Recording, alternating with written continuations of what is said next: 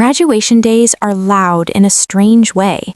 Not just cheering, it's the constant movement of families trying to find each other through crowds, voices calling names, people waving programs in the air, parents stepping into aisles to take pictures they'll never quite frame correctly. When the ceremony ended, most of my classmates immediately disappeared into clusters of relatives. I stood near the side steps with my gown folded over my arm. My phone buzzed with messages. Friends, a professor, my aunt who had watched the live stream from another state, but the two messages I kept checking for weren't there. My parents, I knew, of course, why. They had told me 2 days earlier. My brother's startup was hosting its official launch event the same weekend. Investors, media, some big presentation downtown. Apparently, the schedule overlapped with the graduation ceremony. When I called my mother that morning, she sounded rushed. "Oh, honey," she said, like she had already explained this once.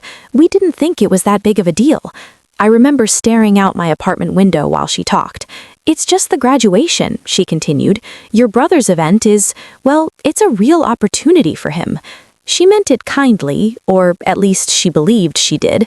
I let the silence stretch long enough that she eventually added softer, "You understand, right?" I did, not in the way she thought. Finally, I said, "That's fine." Then, after a moment, I added, "Just don't worry about the bar ceremony either." She paused. "What do you mean?" "Nothing," I said. "Just don't make it complicated." I hung up before the conversation turned into something else. The ceremony itself went by quickly. 3 years of law school condensed into 2 hours of speeches and applause. My name echoed through the auditorium like everyone else's. I walked across the stage, shook the dean's hand, and returned to my seat while people clapped politely. From the stage, you can see everything. Rows of parents holding cameras, friends waving signs, a few kids bouncing on their grandparents' laps. I scanned the seats once out of habit, but I already knew. Later, outside the building, a group of my classmates insisted on taking photos together. Someone's dad handed me a bottle of champagne. Someone else's mother hugged me like she'd known me for years. It was kind, but it wasn't mine. When the evening ended, I walked home alone, not upset exactly, just aware of something settling into place. That night, I opened my laptop to check an email from a legal journal that had contacted me a week earlier. They wanted to feature a short article about the fellowship program I'd been selected for, a clerkship placement tied to a federal litigation project. It was competitive enough that they were writing a profile about the incoming fellows. I had almost ignored the request when they first emailed, but now, sitting in my quiet apartment, with my graduation robe draped over the back of a chair, I filled out the interview questions carefully. A few days later, the article came out, a small piece on the front page of the publication's online edition.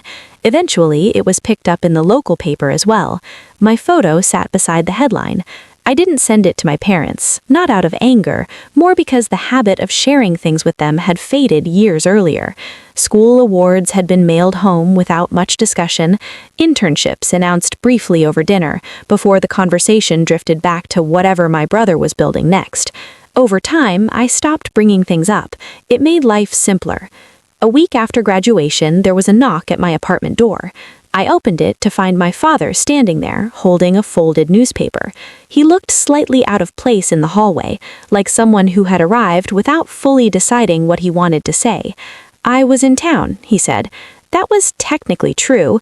My parents lived about an hour away. He held up the paper. I saw this. We sat at the small kitchen table while he unfolded it carefully. The page had been creased down the middle from being carried around. He didn't say anything for a minute, just looked at the article again.